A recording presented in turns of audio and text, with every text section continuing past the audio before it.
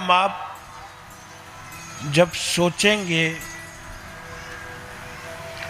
कुछ कुछ चीज़ों पर, तो व्यक्ति खुद चिंतन करके पता कर लेता है कि 3 चीज़ें संसार में जानने के लिए बड़ी विशिष्ट चीज़ें हैं, विशिष्ट बातें हैं कि 10 प्रकार की सृष्टि में 10 प्रजापति हैं, मानसी आदि अनेक सृष्टियों में। फिर जब से ब्रह्मा जी के निर्देशन से मैथुनी सृष्टि अर्थात जागतिक सृष्टि आरंभ हुई, तो फिर जीव को गर्भवास करना पड़ा। पहले गर्भवास नहीं होता था, मन में संकल्प हुआ, सृष्टि हो गई, ये व्यवस्था थी। इसमें कई कई लोग हैं, जैसे सनकादिक चारों मुनि, नारद जी आदि आदि सब उसी सृष्टि के अंतर्गत हैं। और यह सृष्टि जब से आरंभ हुई तब से हम आप सब लोग कभी सोचें कि ये शरीर कैसे मिला, कहाँ से मिला, किस प्रकार मिला।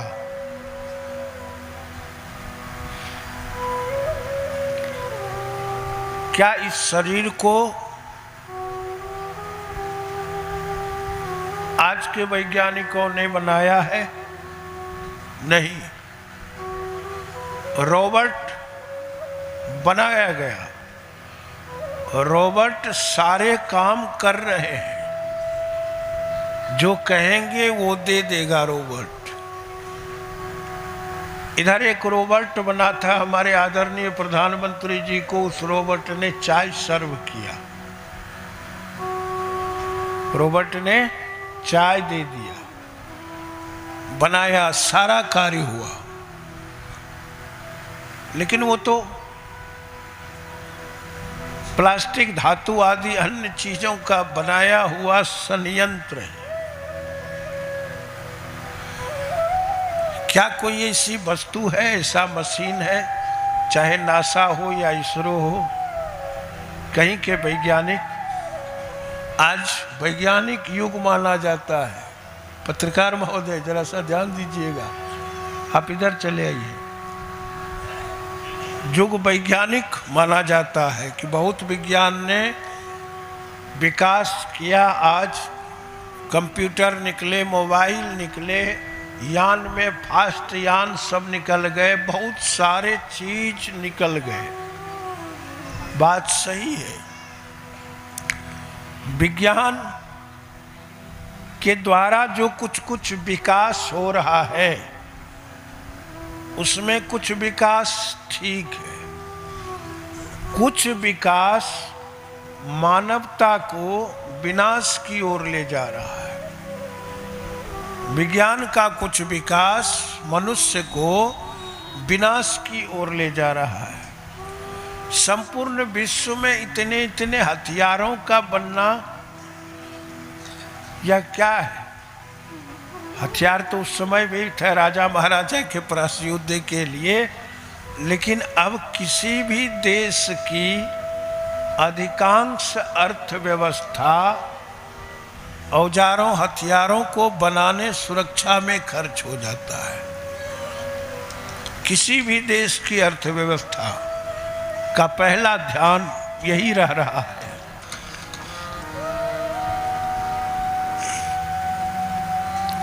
मेरा कहने का भाव है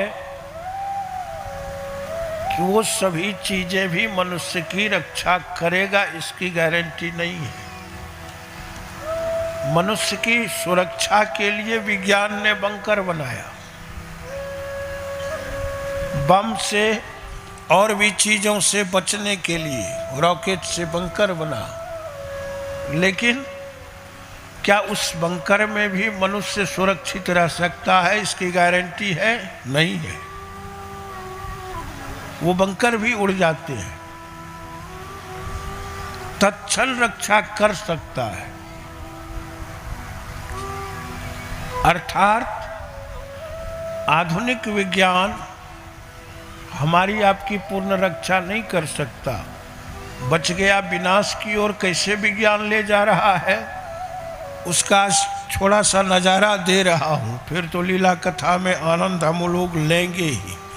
कभी कभी कुछ चर्चा निकल जाती है भागवत भगवान की कृपा से, अनायास गुरु प्रभु की कृपा से। चर्चा कर रहे थे कि कैसे विकास की ओर विनाश की ओर जा रहे हैं। आज खाद्यान्नों में जितना विकास हुआ है, भोजन में, चाहे साग सब्जी हो, अन्न हो, सब कुछ हाइब्रिड जितना है वो शरीर के लिए नाशकारक है, वो मीठा जहर है। और यह भी विदेशों से सृजित करके हमारे आपके बीच परोसा जा रहा है। हम आप भी देख रहे हैं, खा रहे हैं। बड़े बड़े अमरूद, बड़े बड़े बैगन, बड़े बड़े कद्दू, कदीमा, जितना साग सब्जी वस्तु है, लंबे लंबे चावल, खोलने पर वो पुलाव के चावल पिल्लू जैसे हो जाते हैं, बड़े बड़े। वो पिसा हुआ चावल है और मशीन से वो बना है, इसलिए उस साइज में होते, लेकिन वो शरीर को दूषित करता है, प्रदूषित करता है। आज शुद्ध दूध हमको आपको कम मिल रहा है। देसी गौ के दूध आप 1 पाव हम आप पिए, और विदेशी गाय के दूध हम आप, यानी पशुओं के नस्ल को भी बिगाड़ा गया है। पशुओं के नस्ल को भी बिगाड़ा गया है दूध के लोभ में। और उस लोभ में, उस दूध से अनेकानेक बीमारियां उठ रही हैं। WHO के, विश्व स्वास्थ्य संगठन के जो बड़े बड़े डॉक्टर हैं, वो सर्च करके सत्य बात बता दें तो अचंभित हो जाएंगे लोग। बहुत सारे सत्य को ढक लिया जा रहा है, जनमानस के बीच नहीं बताया जा रहा है। इस प्रकार से भोजनादि के माध्यम से, अन्य चीज़ों के माध्यम से विकृत होते जा रहा है। नया ताज़ा एक उदाहरण है, मोबाइल का बहुत सारा कार्य है, विकास है। उसका दूसरा साइड इफेक्ट क्या है? बिना मोबाइल को देखकर बच्चा दूध ही नहीं पीता है, स्कूल ही नहीं जाता है। 8 घंटे पढ़ने वाले बच्चे मात्र 1-8 घंटा पढ़ते हैं, कहते हैं मन नहीं लगता है। तात्पर्य है, उसको खोजते खोजते आदमी बिल्कुल परेशान। एक फेसबुक हजारों लाखों पेज का है, उल्टाते रहिएगा, खोजते रहिएगा, पार नहीं खत्म होने वाला है। इस प्रकार से नई पीढ़ियों पर बताइए कोई कि मोबाइल बच्चे को सिखाने का कोई इंस्टीट्यूट, कोचिंग, कोई ट्यूशन का मास्टर नहीं बना है, लेकिन बच्चे स्वतः जान रहे हैं। अब लोगों को विश्वास होगा कि अभिमन्यु ने गर्भ में कैसे सीखा था। अभिमन्यु ने गर्भ में 6 फाटक को वेदना कैसे सीखा था। पहले लोग सोचते थे ये झूठ है, ये बहाना है कि गर्भ में ही सब सीखा जाता है। और जब उस बच्चे को हम आप नहीं बताए, और भी आगे आने वाली पीढ़ी बच्चे, तो फिर उसका सारा सिस्टम और कितने ऐप विकसित होंगे कहना मुश्किल है। तात्पर्य है, प्रहलाद के विषय से मैंने प्रसंग उठाया था, फिर मैं वही जाऊंगा कि विज्ञान का विविध रूपों में जो विकास है, वह विकास मनुष्य के लिए सर्वथा कल्याणकारी हो यह कोई निश्चित नहीं है। कुछ चीज़ें अच्छी हैं।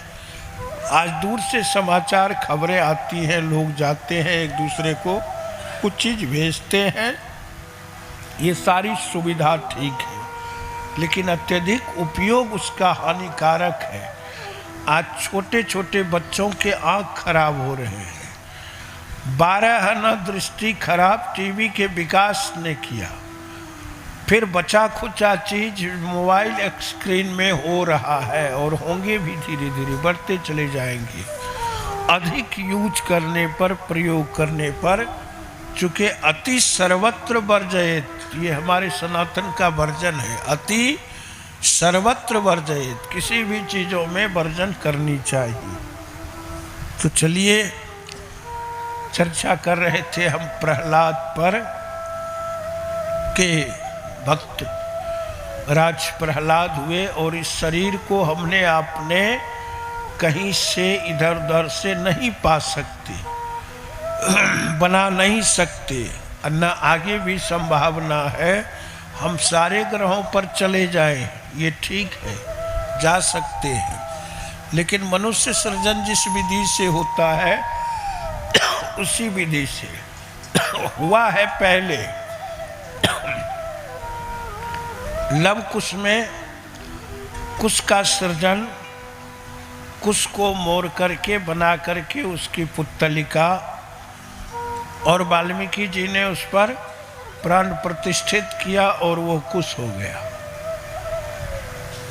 पूर्व में कुछ कुछ ऐसे विज्ञान सृष्टि, योग सृष्टि होती रही है। एक भाग ये हो गया कि ऋषियों में, शब्दों में ऐसी शक्ति थी कि ये सब चीज होते थे। शरीर किसने दिया? गोस्वामी जी ने इसका बड़ा अच्छा संकेत एक लाइन में दिया है। कबहू करी करुणा नर देहि कि देत ईश बिनु है तू स्नेही। परमात्मा के द्वारा ये शरीर है और करुणा करके, कृपा करके परमात्मा ने ये शरीर दिया है, बिना किसी हेतु के, बिना किसी कारण से, बिना किसी लोभ लाभ के। कभी परमात्मा इसके लिए टैक्स मांगने के लिए आपके पास नहीं आए कि आपको मैंने शरीर दिया है, आप हमको बदले में कुछ दीजिए। परमात्मा कभी नहीं मांगते। जब जीव गर्भ में रहता है उस समय जीव गर्भावास में जब कष्ट होता है तो भगवान से प्रार्थना करता है कि मुझे इस गर्भ से निकाल दीजिए। और भगवान से जीव उस समय गर्भ में कहते हैं, हे प्रभु आपने मुझे ये शरीर दिया, मैं जब बाहर निकलूंगा, निकाल दीजिएगा तो मैं भजन करूंगा आपका, और कुछ नहीं। संसार के कार्य भी करूं तो मैं भजन करूंगा। लेकिन जीव के साथ होता क्या, ये चर्चा हम आप सुनेंगे। मैंने कहा कि प्रहलाद जी में बचपन से भक्ति थी, उस बिंदु को मिला रहे हैं यहाँ। प्रसंग से हटना भागना ठीक नहीं। प्रहलाद जी असुर के पुत्र थे। माता कयाधु के गर्भ में जब प्रहलाद जी थे तो फिर कयाधु को इंद्र स्वयं नारद जी ले गए अपने आश्रम में, और वहाँ कथा सत्संग भागवत का राम कथा सुनाते रहे। सत्संग भजन के माहौल में कयाधु को रखा गया। फलस्वरूप उत्पन्न होने वाला बालक प्रहलाद जन्मजात भक्त हुआ। आज भी माताओं बहनों को कुछ लोग कहते हैं कि जब शरीर में शिशु होने वाला हो, कथा सत्संग इधर उधर दूर दराज नहीं जाना चाहिए, लेकिन शास्त्र कहता है कि आना चाहिए। इनके इस शब्दों का प्रभाव चूँकि गर्भ में विपरीत करनी मुद्रा में योग निद्रा की अवस्था में जीव रहता है, इसलिए उसका प्रशिक्षण जल्दी होता है, बहुत जल्दी प्रशिक्षण होता है। तो ये एक लाभ है। चर्चा कर रहे थे इस शरीर की। कि शरीर में कैसे हमने आपने लिया। कर्ज में नर्तन मिला था, उसको तो बिसरा गया। सूद का तो जिक्र क्या है, मूलधन भी खा गया। धर्म की डिग्री हुई, अब काल कुर्की आएगी। जिंदगी तेरी अधम नीलाम कर दी जाएगी। जब कुर्की होता है तो ये जिंदगी नीलाम हो जाता है। निश्चित रूप से भगवान के इस कर्ज को, परमात्मा के इस कर्ज को भजन सत्संग के द्वारा चुकाने का प्रयास करना चाहिए। और सत्संग भजन में भी छोटे छोटे बच्चों को लाते रहना चाहिए। हम आप देख रहे हैं कि सभी छोटे बच्चे भी शांत होकर के आनंद लेते हैं, जबकि विद्यालयों में नहीं रहते, टिकते नहीं हैं। यह भजन की महिमा है, भगवान के नाम की पावन महिमा है। और निश्चित जीव को संत सद्गुरु ही सन्मार्ग पर ले जाते हैं, बताते हैं। न बताएं तो मनुष्य तो संसार के जाल में भूला ही रहेगा। ईश्वर भी कुछ है, किसी चिड़िया का नाम है और उसका भजन स्मरण करना चाहिए। ये न जल्दी माता कहते हैं, चूँकि मदालसा सी माता नहीं, ये जल्दी पिता भी नहीं कहते। आज के समय में बड़ी मुश्किल है, चूँकि पिता में भी जमदग्नि जैसे पिता नहीं जो कि परशुराम को परशुराम बताए। साथ ही साथ गुरु भी अगर शुक्राचार्य मिल जाए तो कहना मुश्किल है, बृहस्पति मिले तो ठीक है।